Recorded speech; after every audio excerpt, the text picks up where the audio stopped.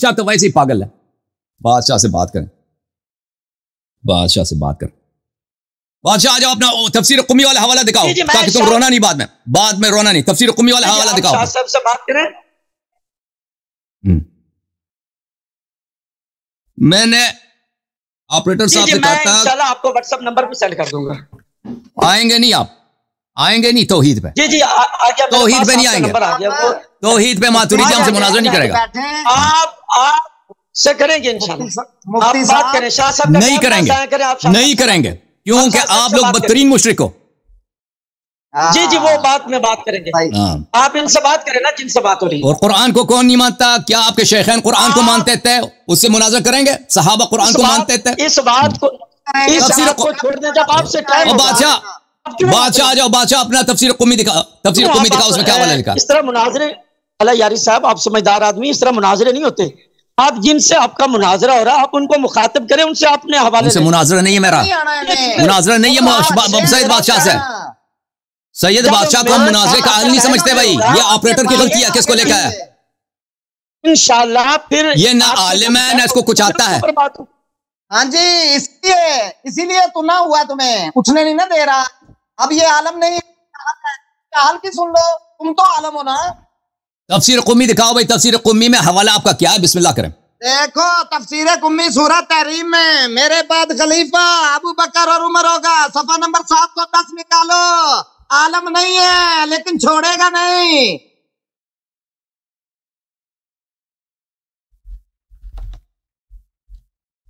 میں تفسیر قمی لے کہتا ہوں ایک منٹ.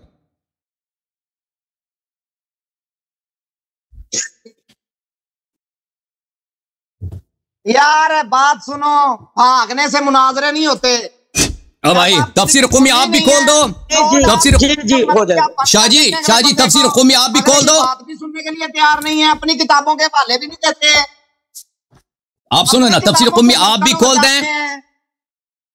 سن لینا بات تو میرا. آپ نے کہا تفسیر قمی کھول دو, میں بھی کھولتا ہوں, آپ بھی کھولتے ہیں, دونوں پڑھتے ہیں. دیکھیں اس میں میں نے اگر غلط پڑھا تو آپ مجھے بتا دینا, ٹھیک ہے نا.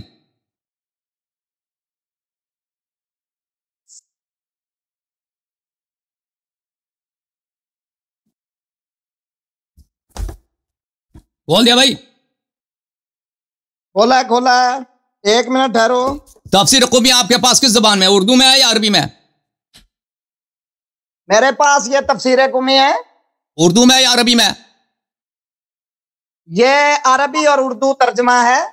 چالیں جی, آپ پڑھیں گے یا میں پڑھوں؟ اس دن آپ تفسیر قمی سے بھاگے تھے اور آپ نے کہا تھا تم جا کے پیسے دے کے پڑھے ہو. آج انشاءاللہ جو چھولے دے کے تم وہ آپ نے ایک دوسرے جگہ کا حوالہ دیا تھا. آپ نے دوسرے جگہ کا حوالہ دیا تھا. آپ نے السابقون الاولون کا حوالہ دیا تھا. وہ سورہ دیا کریں پھر بھاگا کریں. آپ نے تفسیر قمی کہا تھا کھولو. کتابوں کے ساتھ بیٹھے ہیں, کتابوں کے ساتھ اب سنو, نہیں بیٹھتے. اس دن آپ نے کہا تھا سورہ توبہ کھول دو, وہ میں نے کھولا تھا, وہ میں نے پوری عبارت پڑھی تھی. آج آپ دوسری جگہ کا حوالہ دے رہے ہیں نا. بھی آؤں گا. ابھی دیکھتے ہیں آپ کے پاس جو حوالہ ہے. تم اپنی قمی میں سورہ توبہ کھولو, پہلے وہ کھولو. چلو نہیں ابھی میں نے کھول دیا, وہ پہلے کھول چکے ہیں. وہی کھولو نا. نہیں ابھی جو بولا نا, ابھی جو کھلا ہے, ابھی اس کو پڑھتے ہیں کہ آپ کے پاس کیا ہے. کیا ابو بکر عمر کا آگے آ جاؤ. سورہ تحریم. آگے آ جاؤ. شاباش پڑھیں. ہاں چلیں جی, پوری روایت پڑھو. آپ کا بڑا مسئلہ بنا ہوا ہے. سورہ تحریم میں روایت یہ ہے کہ میرے بعد خلیفہ ابو بکر اور عمر ہوگا.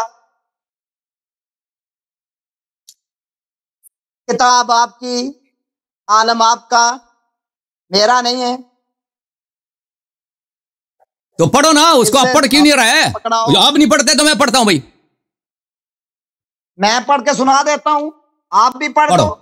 پوری پڑھو, کاٹنا نہیں ہے بیچ میں سے, پورا پڑھنا.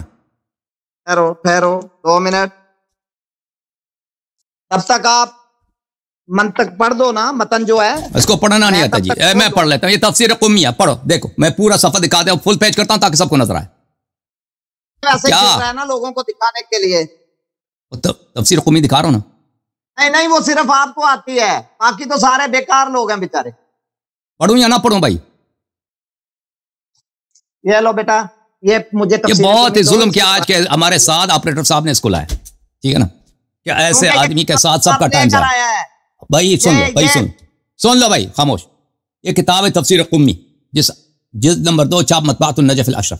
یہاں پر علی ابن ابراہیم، یہ اس میں بھی یہی ہے، جو میرے پاس جو پرنٹڈ ورژن ہے نا اس میں بھی یہی، کوئی نہ کہہ دے کہ اس میں غلط ہے، دیکھیں اس میں بھی یہی، یہ تفسیر قمی ہے، تفسیر قمی، تفسیر قمی، اور اس میں ملاحظہ کریں یہ قال علی ابن ابراہیم کان سبب نزولها۔ اچھا تو دیکھیں کان سبب نزولها، اس کا سبب نزول کیا؟ سبب نزول اس کا یہ ہے، رسول صلی اللہ علیہ وآلہ وسلم اپنی بیویوں کے میں سے کسی ایک کے گھر میں تھے، اور وہ ماریہ قبطیہ ہے، تکون معه تخدمه، وہ ماریہ قبطیہ حضرت نبی صلی اللہ علیہ وآلہ وسلم کی خدمت کرتی تھی۔ وکان ذات یوم فی بیتی حفصہ فذهبت حفصة في حاجة لها فتناول رسول اللہ صلی اللہ علیہ وآلہ وسلم ماریہ۔ تو ایک دن رسول اللہ صلی اللہ علیہ وآلہ وسلم حفصہ کے گھر میں تھے، تو حفصہ کسی کام سے چلی گئی، تو رسول صلی اللہ علیہ وآلہ وسلم نے اپنی خدمت کے لیے ماریہ کو بلایا، تو ماریہ آئی، انہوں نے خدمت کرنے لگی۔ فعلمت حفصة بذلك، حفصہ کو پتہ چل گیا کہ میرے گھر میں وہ ماریہ آئیں، وہ ماریہ بہت خوبصورت تھیں، اور بیٹا بھی تھا ان کا، حضرت ابراہیم علیہ السلام کی والدہ ہیں، اور اس کا اپنی تو کوئی اولاد بھی نہیں تھا نا حفصہ کا۔ فغضبت وقبلت علی رسول اللہ صلی اللہ علیہ وسلم، تو اس کو غصہ آیا، اس نے جھگڑنا شروع کیا رسول صلی اللہ علیہ وسلم سے۔ وقالت هذا في يومي وفي داري وعلى فراشي، تم اس نے چلانا شروع کیا کہ بھئی یہ میرا گھر ہے، یہ میرا فرش ہے، تم نے اس میں ماریہ کو ادھر کیوں لے کے آئے؟ تو رسول صلی اللہ علیہ وسلم کو حیا آیا، جھگڑے سے ایک عورت جھگڑا کر رہی ہے، تو رسول صلی اللہ علیہ وسلم کو حیا آیا۔ فقال كفي فقد حرمت ماریہ على نفسي ولا اطأها بعد هذا ابدا، تم چپ ہو جاؤ، اور میں اس کے بعد ماریہ کو اپنے آپ پہ حرام کر لیتا ہوں، میں اس کے ساتھ اب اس کو اپنی خدمت کے لیے نہیں بلاؤں گا۔ وَأَنَا أُفْضِي إِلَيْكَ السِّرَّ، اور میں تمہیں ایک راز بتاتا ہوں، راز ہے۔ فَإِنْ أَنْتِ أَخْبَرْتِ بِهِ فَعَلَيْكِ لَعْنَةُ اللَّهِ وَالْمَلَائِكَةِ وَالنَّاسِ أَجْمَعِينَ، میں تمہیں ایک راز بتاتا ہوں، اگر تم نے یہ راز کسی کو بتایا تو تجھ پہ اللہ کی لعنت ہے، رسول کی لعنت ہے، ملائکہ کی لعنت ہے، اور سب لوگوں کی لعنت ہے۔ فقالت نعم، حفصہ نے کہا جی ہاں جی ہاں جی ہاں، میں راز کسی کو نہیں بتاؤں گا، بتائیں راز کیا۔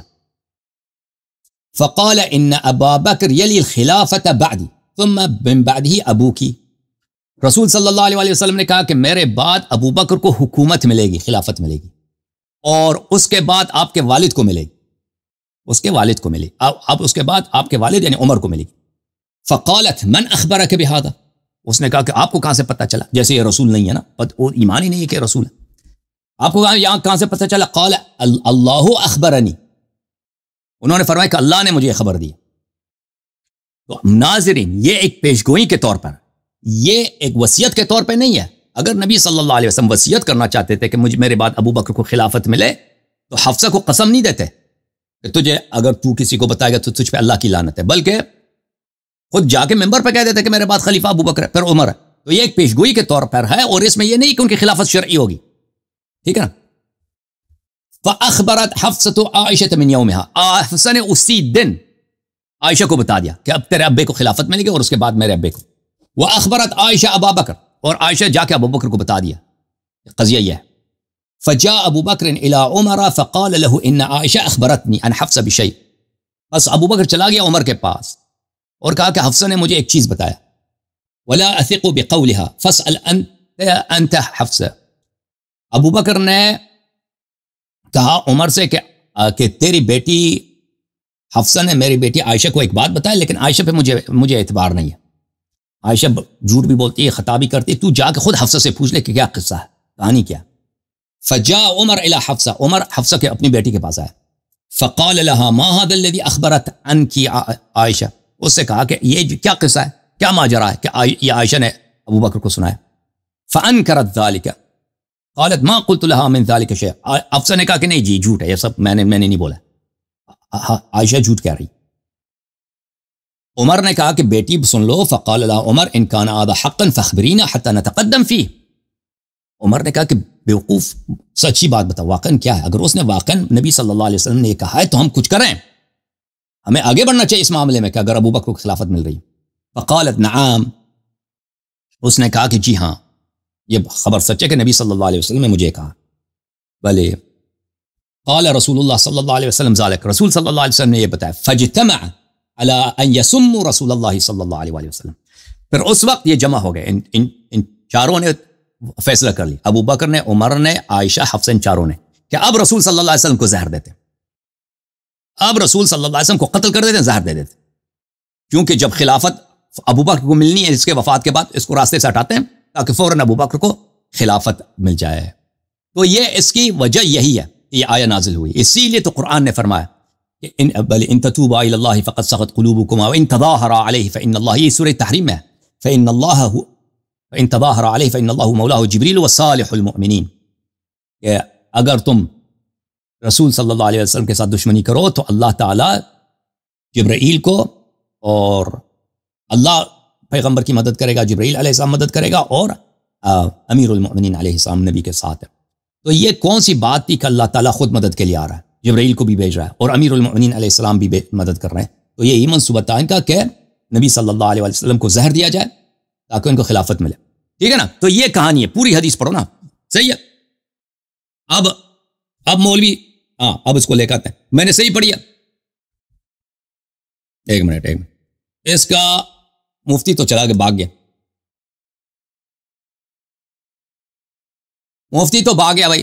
مفتی کہاں ہے؟ مفتی تو تیرا ہے نہیں، مفتی نہیں ہے. یہ جو روایت تھی ٹھہریں، مفتی آ گئے کی ضرورت نہیں ہے، نہیں کرنا مناظرہ، مجھے اتار دیں. نہیں کرنا آپ سے مناظرہ، نہیں کرنا آپ مناظرے کے اہل ہی نہیں ہے نا. اور میں نے تفسیر صحیح پڑھی ہے، روایت صحیح پڑھی ہے، روایت پوری پڑھی نہیں پڑھی میں نے. دفعہ ہو جا کہیں، پھر کیا ڈرامہ لگایا ہوا تو نے؟ اوکے بھائی، جب تمیز نہیں ہے تو آپ سے بات ہی نہیں. جب گالی دے رہا ہو نا خود چلا جا، گالی والے سے بات ہی. میں نے پوری روایت پڑھی ہے، ایک لفظ کم نہیں.